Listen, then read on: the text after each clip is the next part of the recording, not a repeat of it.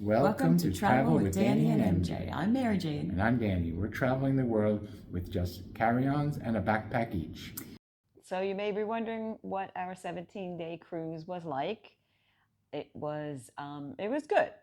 We're going to give you some details on what we did and what we saw and our experience on board MSC Orchestra. So you may have seen our video on embarkation from Rio, which was a mess. It was a nightmare. It was really poorly executed. We've been on a number of cruises, so we feel like we do have things to compare it to. But once we were on, things were okay. We're not really sure if it was an MSC problem or a Rio port problem. It was both. But anyway, we got on the ship and eventually sailed away. So let's tell you about our life on the ship. The main reason for this cruise for us was to get us from South America to Europe. So it went from Rio all the way to Italy. And it was an economical way to do it. We don't get the Wi-Fi package. We'll get a day here and a day there, but we don't get it for the whole cruise. We don't get the drink package because we don't need to drink that much when we're just together. And it's, and you don't get jet lag this way. So you're crossing 6 time zones over 17 days. So it really works well. We get all of our meals, all of our entertainment, a nice room to stay in. So from that perspective, it was pretty good. So how was our experience? The first thing to know is that we sailed out of Rio, and I think probably 80% of the passengers were Brazilian. Very nice people. So the staff, to accommodate the Brazilians and everyone else who was on board, they are actually really smart. They speak multiple languages. Yeah. All of the announcements were in 6 languages, in English, French, Portuguese for the Brazilians, Spanish, Italian, and German. Yep. Every announcement from the bridge and from all of the staff. So that, I guess, lended itself to be a little bit, making things a little bit disjointed, in that the activities we felt were a little limited. Yeah, we were surprised because normally on a cruise you get like all kinds of different trivia contests every day. You'll see in the video there was one basically. And we won. When we won it, you'll see. So that was... Spoiler. That was good. Spoiler. We walked into the theater not knowing what to expect. It was World Trivia. It was a 3-day event. And they said, what language? And we said English. And they said, okay, over there's some more English-speaking people. So we joined up. We had a nice team. And in the end, we tied for first place. So that was fun and exciting. But that was like the most exciting thing that we did. There was really no other... I'm not counting the port days. The port days, yeah. I'm talking about just on the ship. Just on the ship. Doing a kind of disorganized parade to the pool for the equator, crossing the equator celebration ceremony. Equator party. We're going to cross it. We did cross it. Crossed it that way. We crossed the equator at 4 a.m. Now they're having a celebration because they didn't want to wake everybody up at 4 a.m. Having it a more reasonable hour.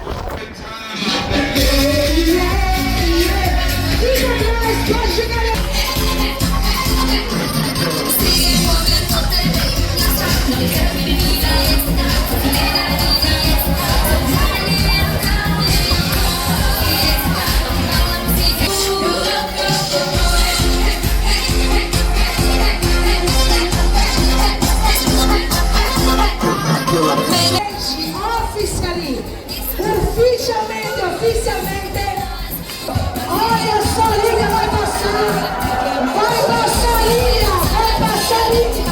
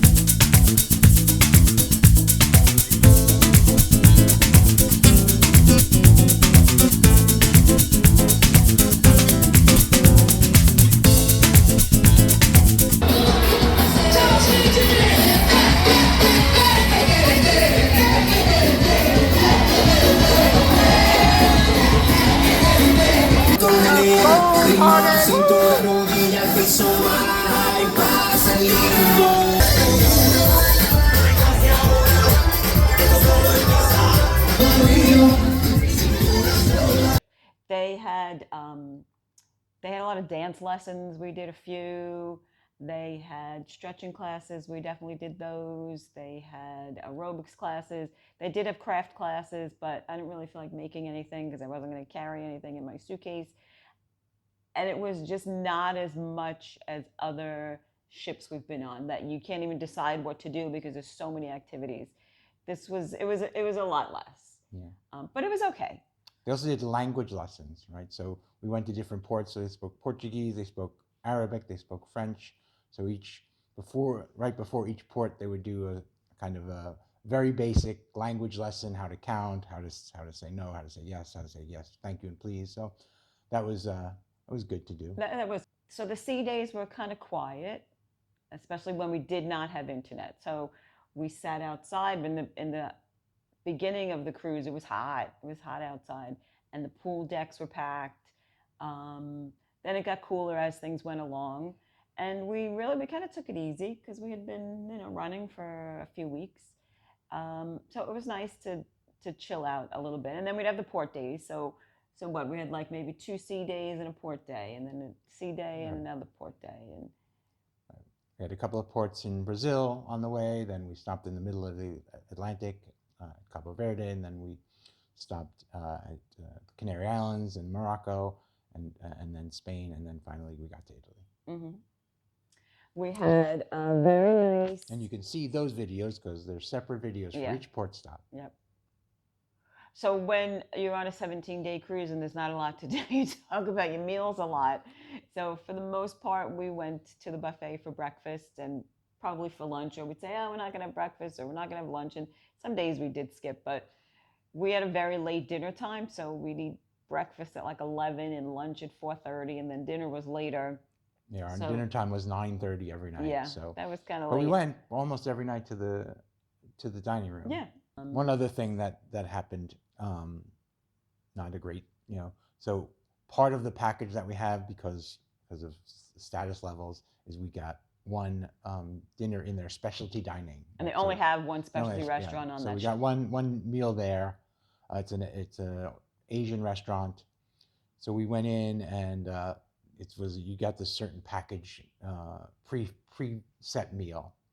And when they showed it to us, they said, well, okay, but we don't have some that are in the preset meal, which were dumplings and a pork fish dumplings course. and crab. Crab, right. Yeah. And so I said, okay, so are you replacing it with something else on the menu, which I would expect.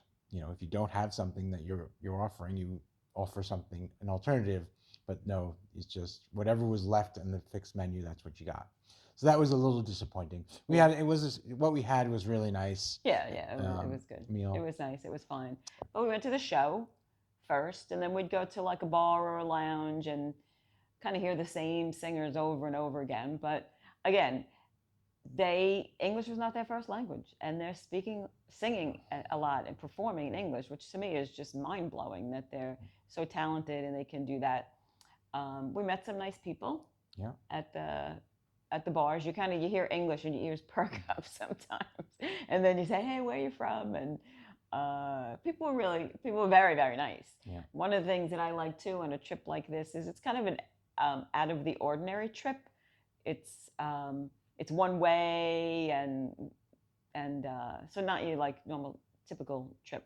So most people that take a trip like that, they travel a lot. So we met a lot of people who take many, many, many cruises or just have traveled the world. And so we have a lot of interesting conversations, and you pick each other's brains, and you learn a lot from all these other travelers, and we got to tell our story a lot. Right. So I don't know if those people are following us, but I hope so. If you're watching this, like and subscribe. And don't forget. And the dining room, the food was fine. Some days was better than others, but we didn't have high expectations for MSC. Yeah. We've read a lot of the reviews, and it was fine. It was fine. Our waiter and assistant waiter were great, Christian and Milton. 2 guys from Honduras. Right, and they treated us well, and we really enjoyed getting to know them over 17 days. Yeah, they'd bring us extra food, which you go like, Christian, I don't need an extra cheese plate, or I don't need an extra dessert, but I ate it anyway. Yeah, so they were very nice. Our room steward, we never really met. Yeah. Usually they go out of their way to introduce themselves and, um, just so you can put a face to the job. And we did end up meeting up with the guy, but our room was clean. It was always in good order, but that was like a little bit lacking. I think the biggest thing with MSC we found is like the communication and consistency. We had an issue with Danny not being allowed back on board. And for the first port stop, I came back on board. I think we mentioned this in the video, but Yeah. They said I couldn't get back on board because I hadn't given them my passport. Nobody told me they needed my passport. But I got on board. Right, but they didn't need Mary Jane's passport apparently. So she managed to get on board and go to and I waited half an hour or so just in the boarding area for her to go to the desk and sort that out and get the message. And we asked, do you need hers? And they said, no, we don't need hers. And then a day later, they needed hers. We get a note under the door. They really Emergency. were not well organized in that sense. And even when I brought them your passport, the guy who was helping me, who was very nice, he had to ask one person and she had to ask somebody else what to do in the system to allow you to board. So I don't know if it's poor training or what. Yeah. Again, give them a lot of credit. They speak multiple languages. They're dealing with how many thousands of people. And on our cruise, people got on in Rio and got off the next stop, or you could get off at different stops. We ended up not taking this ship to the end, which was going to be Rome. We chose to get off at Naples because that was the original itinerary. The original itinerary was to go to Genoa. To Genoa. But the day we got off was the day we were supposed to get off originally. And we made plans around that day. So we got off that day early, and that was, we worked out did some paperwork, and that was fine to do that. We were a little nervous the whole time that we would be able to get off and stay off in Naples because we just weren't confident that everything was done correctly. But when we did get to Naples, they had kept our passports, and when we disembarked with a bunch of other people, they had them in a box. We just picked them up. That was very smooth. Right. Yeah. Luggage was there, so that was easy on the Naples end. Also, one of the good things with the status that we had is that multiple times during the trip, we had gifts in our room. We got champagne and chocolates one time, and another time we got champagne and chocolate again. And chocolate again. So that was a nice little perk. We went to the little cocktail party for however they word it, when you've gone on more than one MSC cruise. Right. So there was a little cocktail party, and the crew comes out, and there's a toast and all of that. Right. We liked it. We got a free drink or two. Yeah. And then there was another one for higher status people as well. So there was like one who's like all the returning passengers who had ever taken a cruise on MSC got a in the theater basically. They had a session for them, and then there was more smaller group of the elite passengers, so to speak. So all in all, the cruise was good. Yeah. Like we said, we had low expectations, and there were some things that were really good. The staff is really good for the most part. The the ship is really nice, but like we said, it's inconsistent. And you feel bad for the staff because they're the ones who have to tell you, like, oh, we're out of that bottle of wine that you chose. Oh, wait, we're out of that second choice of bottle of wine that you chose, too. Yeah, we ran into that a lot, right? We chose simple bottles of wine because, what is good, you can purchase the bottle of wine and then they bring it that night, and the next night they bring it back to your table and they bring it back to your table. So that's really great until you finish the bottle, but they didn't have... That's kind of you remind me. That's kind of a trick or a hack. Let's say is instead of getting the drink package, if you're not a big drinker, so I want like a glass of wine with dinner every night. So we bought a bottle, and we would have basically four glasses. If you'd buy a white bottle of white, I'd buy a bottle of red, and we get 4 glasses out of that through the next 4 dinners, and that's considerably cheaper than buying glass after glass after glass of wine. Yeah. But our waiters were nice through all of the dinners, and then they'd have the wine ready for us, and they'd have a cheese platter waiting at our table or whatever. Yeah, they took great care of us. Yeah, they were nice. They work really, really hard. Everyone on the ship works really hard. The dining room people, all the food people, all of the bar people, the cruise activity staff, they're everywhere. Yeah. And speaking multiple languages and engaging people, getting them to dance. There were a few activities after dinner, like they have a white night, and then we ended up in the disco or whatever, having a dance party, and there was Caribbean night. So they all work really, really hard. Like, we would see them out at midnight, and then they're ready in their next outfit, the next day doing something else. So maybe we didn't participate in everything that the ship had to offer, but I feel like we did participate in a lot. So. And the production show team, they must have done 6 different shows over the course of it. Really good. I mean, it's not Broadway, but they're really good singers and dancers, and they got through that 17-day cruise and doing many different shows. Yeah, it's not like a 1-week cruise where every Monday night they're doing this show and every Tuesday night they're doing that show. This was so many days that they did many different shows, and they had a lot of different acts too. Yeah. They had a few different singers. Through this video, you'll see the singers and guitarists, and most of them did more than one performance just to cover the 17 days. There was kind of like a mime guy one night, and that was okay. The show's 45 minutes, and so that was something different. And we kept wondering, do these people stay on the ship? Because we'd have 3 days at sea. But we'd see the trio of singers watching the show the next night after they performed, and then in the dining room. They were in the Asian restaurant while we were there that night, and then they performed, another night later. So that was our experience. Would we do it again? Yes, in a minute. Yeah. I don't know about an MSC. In fact, we are booked to do similar things. Yeah, we don't have another MSC cruise booked right now. Yeah. But MSC is very reasonably priced. Yeah. And we had taken a cruise to Bermuda from New York, and kind of had an idea of what to expect.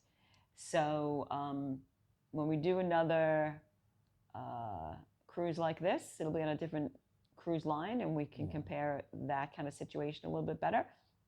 But it got us where we wanted to go. That's right. Which was to Europe. And so that's our experience. Hope you enjoyed the video. And if you have any questions, make sure you write them in the comments. Write them in the comments. Like and subscribe. Yep. All right. Smack that notification bell. Thanks for traveling with Danny and MJ. We look forward to seeing you on our next adventure.